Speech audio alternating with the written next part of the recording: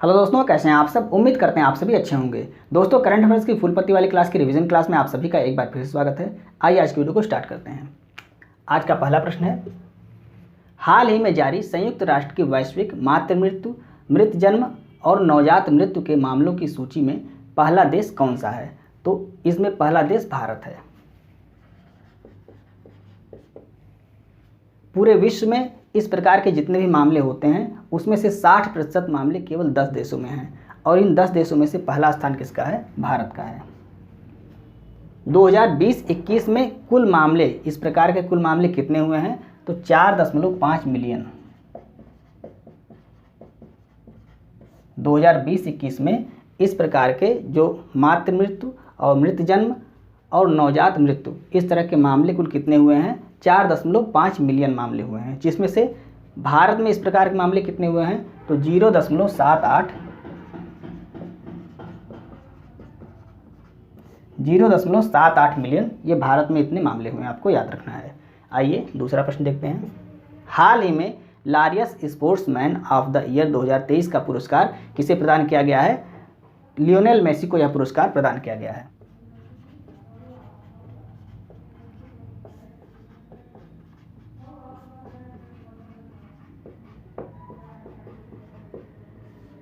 Argentina के रहने वाले हैं लियोनेल मेसी। इनको यह पुरस्कार दूसरी बार दिया गया है। इससे पहले यह पुरस्कार इन्होंने 2020 में प्राप्त किया था और 2020 में यह पुरस्कार प्राप्त करने वाले यह पहले फुटबॉलर थे।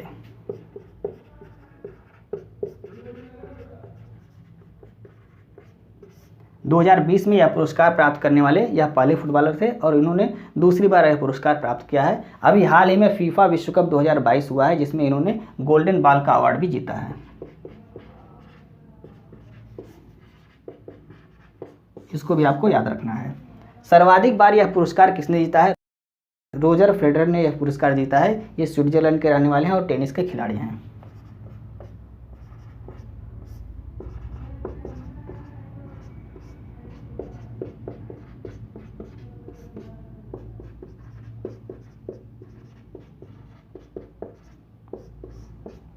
स्विट्जरलैंड के रहने वाले हैं और टेनिस के खिलाड़ी हैं रोजर फेडरर। इन्होंने यह पुरस्कार सर्वाधिक बार जीता है।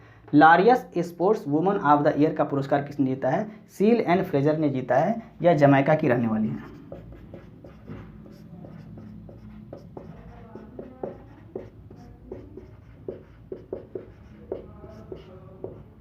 सील एंड फ्रेजर ये जमैका की रहने वाली हैं। आइए तीसरा प्रश्न देखते हैं। हाल ही में अरब लीग में किसकी सदस्यता को बहाल करने पर सहमति हुई है? सीरिया की सदस्यता को बहाल करने पर सहमति हुई है। इसकी सदस्यता को 2011 में बैन कर दिया गया था। सीरिया को 2011 में बैन कर दिया गया था। अब पुनः 2023 में इसकी सदस्यता को बहाल किया गया है। अरब लीग में कुल कितने सदस्य देश हैं? तो 22 सदस्य देश हैं। स्थापना कब हुई इसकी? 1945 में इसकी स्थापना हुई। मुख्यालय कहाँ पर है? काहिरा में मुख्यालय है। काहिरा मिस्र इसका मुख्यालय है। कुल सदस्य देश इसमें कितने हैं? तो 22 देश इसमें शामिल हैं। इसको आपको याद रखना है। तो सीरिया की सदस्यता को 2023 में फिर से बहाल किया गया है, आपको याद रखना है। आइए नेक्स्ट प्रश्न देखते हैं। चौथा प्रश्न है, हाल ही में सस्टेनेबल एविएशन फ्यूल का उपयोग कर कमर्शियल उड़ान संचालन करने वाली पहली भारतीय एयरलाइंस कौन सी है? विस्तारा एयरलाइंस।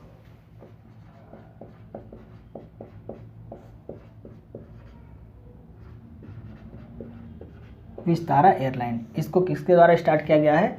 सिंगापुर एयरलाइन और टाटा सन्स के द्वारा इसको स्टार्ट किया गया है।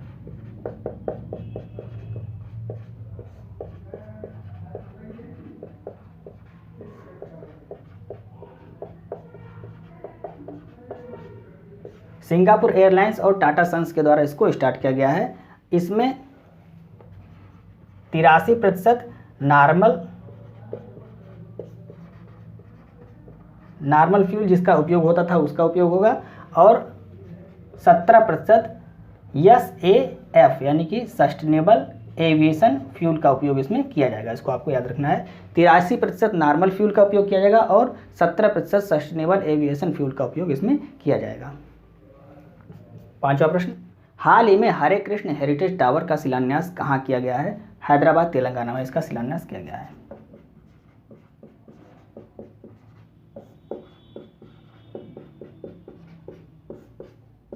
स्टार्ट किसके द्वारा किया गया है इसको? तो वहाँ के सीएम जो हैं चंद्रशेखर राव।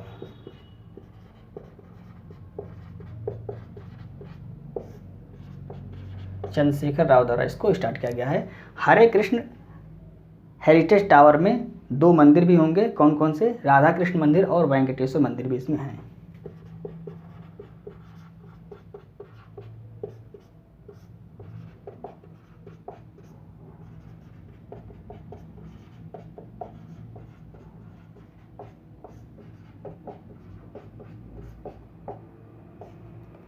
ये आपको याद रखना है। छठवां प्रश्न देखते हैं। हाल ही में देश की 80% मांग को पूरा करने वाले लिथियम के भंडार कहाँ पाए गए हैं? राजस्थान में इसको प्राप्त किया गया है।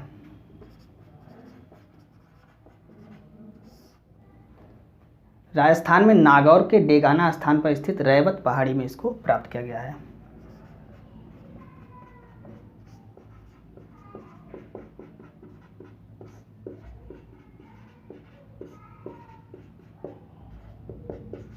कहाँ पर प्राप्त किया गया है? रैवत पहाड़ी में इसको प्राप्त किया गया है। जो लिथियम के भंडार पाए गए हैं वो राजस्थान के नागौर के डेगाना नामक स्थान पर रैवत पहाड़ी है, वहाँ पर इसको पाया गया है। इस पहाड़ी पर इससे पहले भी 1914 में टंगस्टन धातु की खोज की गई थी। इससे पूर्व में 1914 में इस पहाड़ी पर टंगस्टन धातु की खोज भी की गई थी। भारत 60% लिथियम चीन से आयात करता है, यानी कि 60% जो लिथियम वो भारत चीन से आयात करता है। लेकिन यहाँ पे कितना खोजा गया? 80%, यानी कि जितनी भी भारत की मांग है उसका 80% लिथियम यहाँ पे खोजा गया है। तो इसको अगर भारत प्राप्त कर लेता है तो फिर चीन पर निर्भरता भारत की समाप्त हो जाएगी। 7वां प्रश्न है। हाल ही में सक्षम लर्निंग प्रबंधन सूचना प्रणाली को किसने लॉन्च किया है? स्वास्थ्य एवं परिवार कल्याण मंत्रालय द्वारा इसको स्टार्ट किया गया है।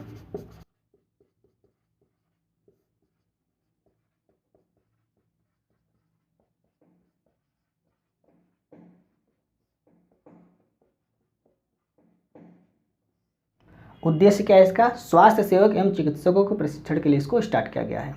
आइए नेक्स्ट प्रश्न देखते हैं। 8वां प्रश्न है। एशियाई भारोत्तोलन चैंपियनशिप 2023 का आयोजन कहाँ किया गया है? दक्षिण कोरिया में इसका आयोजन किया गया है।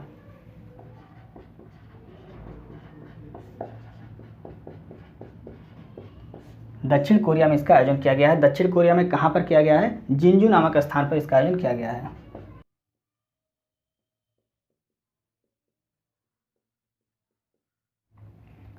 जिंजू नामक स्थान पर इसका आयोजन किया गया है। भारत की तरफ से इसमें 6 खिलाड़ी ने भाग लिया और भारत ने 3 सिल्वर मेडल जीता, जिसमें से बिंदिया रानी देवी ने 2 सिल्वर मेडल जीता।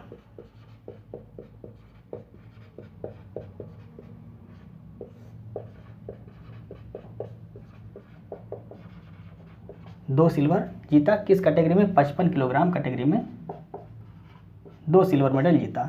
इसके बाद 1 सिल्वर मेडल और जीता गया था किसके द्वारा? जेरेमी लाल रेनुंगा के द्वारा।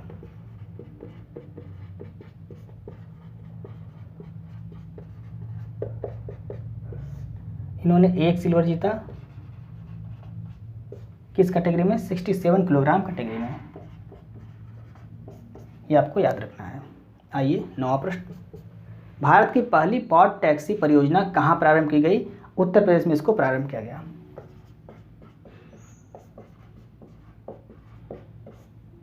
उत्तर प्रदेश में इसका प्रारंभ किया गया। कहाँ से कहाँ तक चलाई जाएगी? तो जेवर एयरपोर्ट से इसको फिल्म सिटी तक चलाया जाएगा।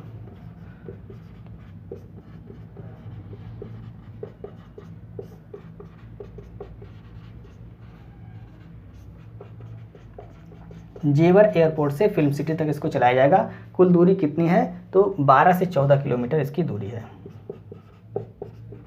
12 से 14 किलोमीटर दूरी में इसको चलाया जाएगा। कहाँ पर स्टार्ट किया गया है? उत्तर प्रदेश में इसको स्टार्ट किया गया है। 10वां प्रश्न। हाल ही में किरण रिजिजू ने टैगिंग भाषा की पहली फिल्म का ट्रेलर लॉन्च किया है। इस भाषा का संबंध किस राज्य से है? तो इस भाषा का संबंध अरुणाचल प्रदेश राज्य से है।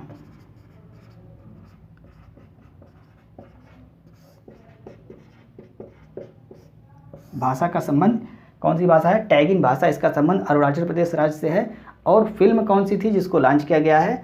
जिसका ट्रेलर लॉन्च किया गया है लव इन 90s।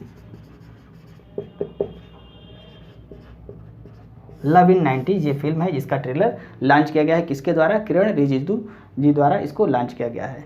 कहाँ की भाषा है? अरुणाचल प्रदेश की भाषा आपको याद रखना है। तो ये थे फूल पत्ती वाली क्लास के 10 महत्वपूर्ण प्रश्न जिसको हमने कम समय में आपको रिवाइज कराने की पूरी कोशिश की। उम्मीद है आपको वीडियो अच्छी लग रही होगी। यदि आपको वीडियो अच्छी लगी तो आप इसे अपने दोस्तों को भी शेयर करें और वीडियो को लाइक और सब्सक्राइब करना ना भूलें। मिलते हैं नेक्स्ट वीडियो में। जय